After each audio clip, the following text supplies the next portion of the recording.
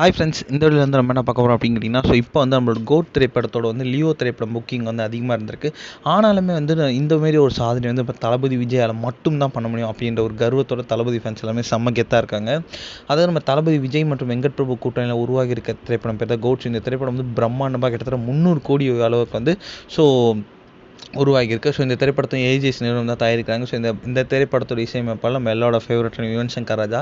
So இந்த திரைப்படத்தில் வந்து இது வரைக்கும் வந்து ஒரு 3 பாடல் வந்து வெளியாகி ரசிகர்கள் மத்தியில் நல்ல ஒரு வரவேற்பு பெற்றிருக்கு. ஆனாலுமே வந்து இந்த 3வது பாடலை கொடுத்து வந்து ரசிகர்களுக்கு நம்ம தளபதி லுக்கு அதுக்கப்புறம் பாடல் மேலே வந்து ஸோ அந்தளவுக்கு வந்து சாட்டிஸ்ஃபேக்ஷன் இல்லை. ஆனாலுமே வந்து பாடல் வந்து ஒரு நல்ல ரீச் தான் பெற்றிருக்கு அப்படின்னு கண்டிப்பாக சொல்லி ஆகணும். இந்நிலையில் வந்து இப்போ வந்து செப்டம்பர் 5ஆம் தேதி வந்து கோட் திரைப்படம் வந்து பிரம்மாண்டமாக ரிலீஸ் ஆக போகுது அப்படின்ட்டு நம்ம எல்லாருக்குமே தெரியும். இந்நிலையில் வந்து இப்போ வந்து யூகேயில் வந்து இப்போ வந்து புக்கிங் வந்து ஸ்டார்ட் ஆகிருக்குங்க. அதாவது அதில் வந்து முதல் நாளே வந்து கிட்டத்தட்ட 3000 டிக்கெட் வரைக்கும் வந்து நம்மளோட கோட் திரைப்படத்துக்கு வந்து புக் செய்யப்பட்டிருக்கு.